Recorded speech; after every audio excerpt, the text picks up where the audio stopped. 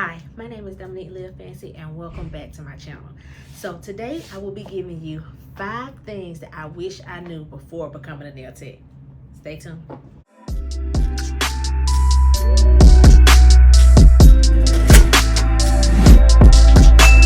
So I started nail school when I was 29 and I am 39 now. So about 10 years, close to 10 years, I have been doing nails. So these are just some of the things that I wish that I would have known before getting into the beauty industry, in particular, the nail business. So, number 1, I didn't realize that I would be an unlicensed therapist. Yeah, I'm an unlicensed therapist. I'm an unlicensed life coach. Yeah, I counsel people at their appointments, and they expect me to do it. They expect me to listen to their problems. Yes, you will be expected to listen to your client's problems.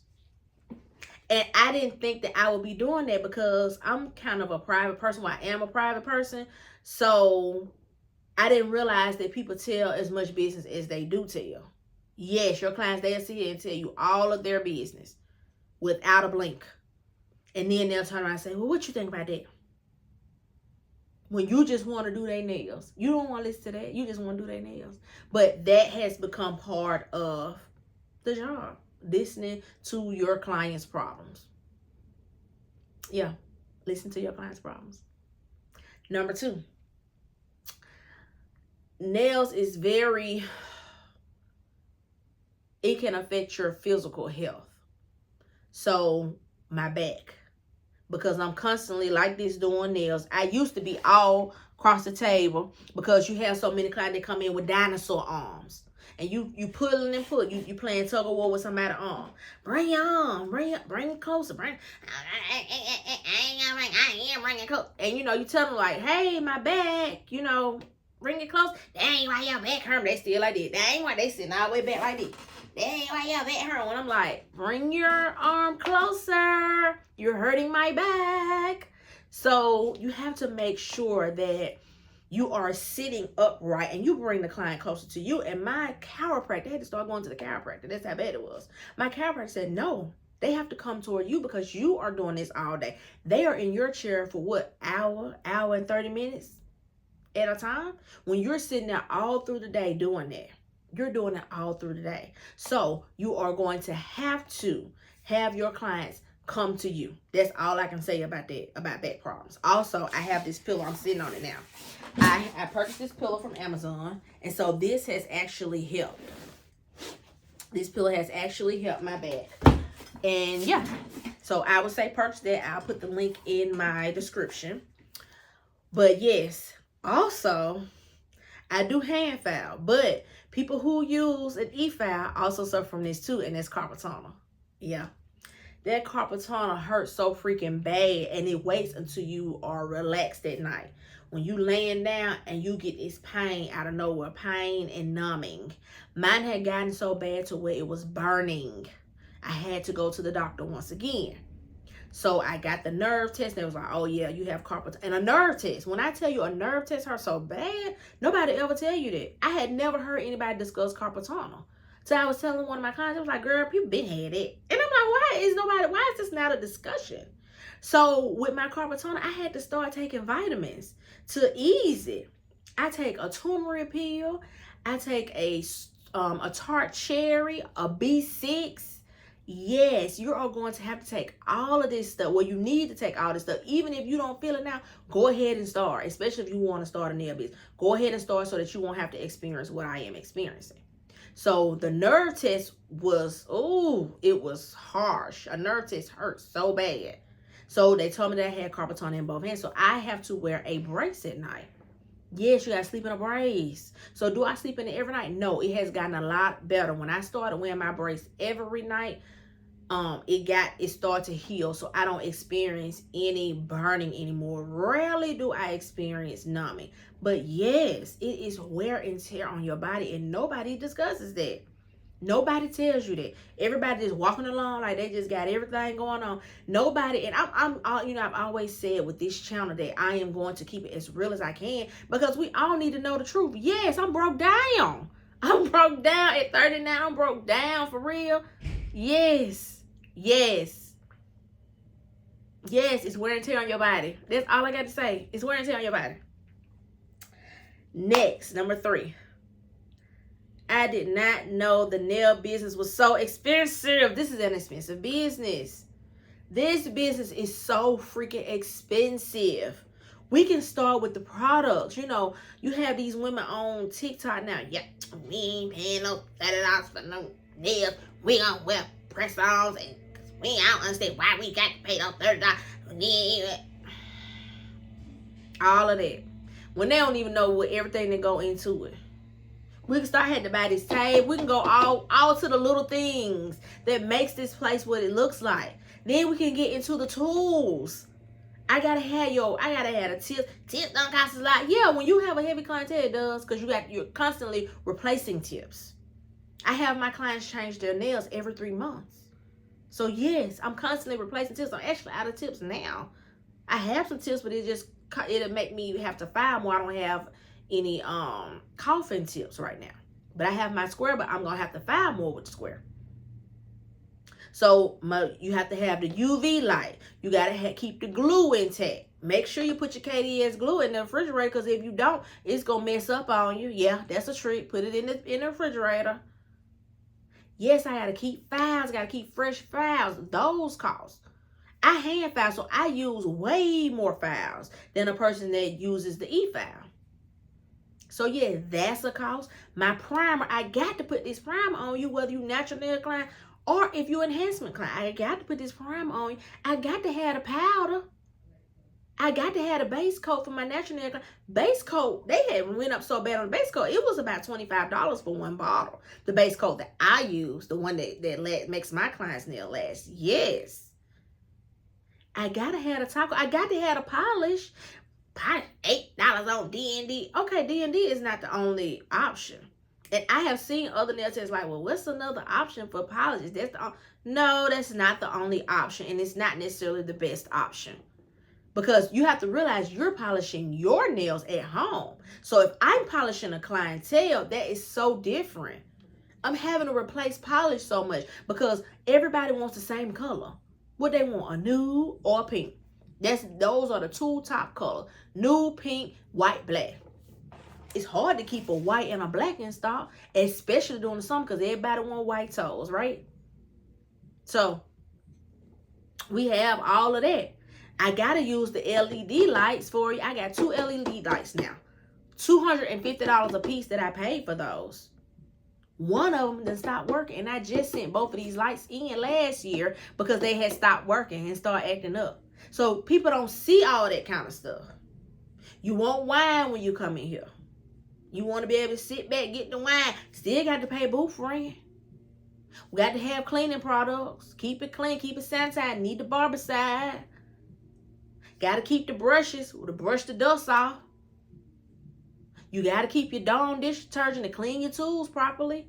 So people don't see all that stuff. So yes, the nail business is expensive versus a hair business where the people have that do the hair. They charging their clients for everything. Okay, you want 3 bundles, bring your 3 bundles. 3 bundles gonna be X amount of dollars. Only thing they supplying is either the glue or the sewing stuff, the string, and the needle.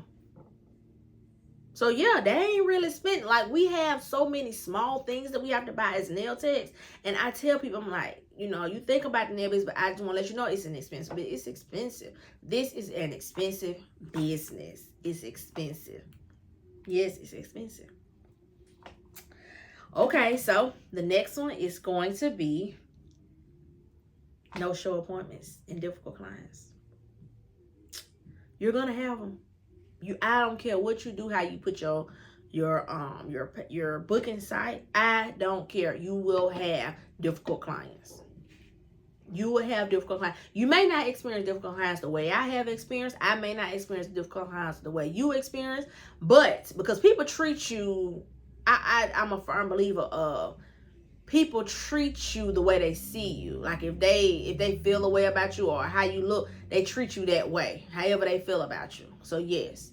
But no-show appointments, yes. People will no-show, and you can say, well, I'm going to have a deposit. I'm going to have a deposit. They still going to no-show. I know a nail tech, not a nail tech, a hairstylist. She was charging $50 deposit. Do you know the people were still leaving $50 deposit on the table and won't show up? And then you like, well, you got your deposit. I could have gotten more. She could have gotten more because I'm sure the service that she was charging for was $100 or well over $100, and she only charged the $50. So now you're sitting there for an hour and a half, however long you have blocked off for the people, and you only got the deposit. That's wrong. You're gonna feel some type of way. You're gonna feel some type of way, and then they not gonna want to pay you in full. Most of the people say, well, you really owe me the whole amount because you didn't come, but you want to come back. Oh, why I got to pay? So I still got to pay. Yeah. Yes. They ain't going to want to look out. They ain't going to want to give your money. And they ain't looking out. It's just about right. Yes, you're going to have difficult clients. But with that comes, you're going to have to be able to set so many boundaries. And I do have a video on here on how to deal with problematic clients. Let me know in the comments if I need to redo that video or if that video helped. But yes, you will have problematic clients and you are going to have to set your boundaries. And what you need to do, because what I didn't do, I didn't set my boundaries ahead of time. I let people get away with it before, then try to come back and set the boundaries on the back end when I should have set them at first. Set your boundaries. And if they don't like it, let them go. Let them go. When one leave, I'm telling you, 5 more will come. Don't be scared. Because people are in those comments on that video saying, oh, I'm scared to lose. But why have somebody that's going to stress you out? And now we move to the last one, the 5th one. Burnout. Exactly. What I just said, stressing you out. Burnout. When you are burned out, you are stressed out. You are exhausted from head to toe. From head to toe. Because when you are working a business like this, you are working longer hours. You're not necessarily working 9 to 5. Okay, let's just say you come in and you say, well, I'm only going to work 9 to 5. I'm only going to work this and that. People can mess up your schedule and you end up working longer that day than you intended to. Yes, you have somebody come late, but then you'll probably say, well, I ain't going to take them, but you're going to want that money. Don't get it twisted. You're going to want that money because you're supposed to have your daily goal set up, your weekly goal, which goes into your yearly goal. So you're going to want that money. Now, sometimes you just turn that because all money is not good money. But if somebody ran late and then they come in and it's taking you a little longer to fix their nails, they can throw you off schedule. So that causes you to stay later than you intended to stay. So you burn out from that. You burn out from your body bothering you, your back bothering you, your hands bothering you, your wrists bothering you. You burn out. You burn out from people telling you their business, looking for your suggestion. Keep in mind, you're dealing with something too. You got something going on. They don't know that though. They don't care. So yes, you're going to be burnt out. You can get burnt out, but you are going to have to set the boundaries, and you are also going to have to do your self-care. Yes, self-care is going to be number 1. Self-care does not only include getting your massages, taking some time off, doing a vacation here and there. That's not the only thing that's including self-care. You want to know one of the main things including self-care that most people don't talk about? Therapy. Yes, after you have listened to everybody's problems and you're dealing with your own problems, you need to be talking to somebody. You need some therapy. You need a life coach. You need a therapist. Yes, you need to talk to somebody, especially when you get them clients that's coming in, your difficult clients. Yes, you need a life coach. You need a therapist. You sure do. You're like, I don't need to live. I do. You have? Yes, I have a life coach. Yes. That's one of the things we talk about. That's why I'm in there. Difficult clients. They'll take you there. They will take you there. Yes. You need to talk to somebody about your issues and help you pan through it. And you have to set the boundaries. So, with all that I have said, I have given you 5 things that I wish that I knew. But at the end of the day, would I ever choose? Would I ever say, well, yeah, I wish I hadn't become a nail tech? No. No, I wouldn't say that. Even though I have been through so much, I have enjoyed being a nail tech. Yes, it is great being a nail tech. Yeah, our nail techs overlooked, our nail techs at the bottom of the totem pole when it comes to the beauty industry. Yes, and we're fighting every day trying to get to the top. We are.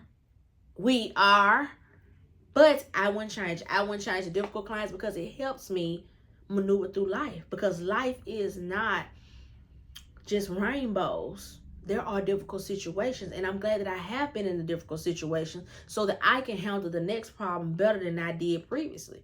It makes me a better person. So yes, I still like being a nail tech. Yes, this is my passion. Doing nails is my passion. But I want to let you know the real, because like I said, on my channel is where we discuss the real. I'm going to keep it 100 with you over here. But these are 5 things that I wish I would have known. So take that however you want to. But I want you to know that, yes, you should be a nail tech if that's what you want to do. But know that it's not all rainbows over here. It's not. So make sure that you like, subscribe, and leave me a comment. And I'll see y'all next time. Bye.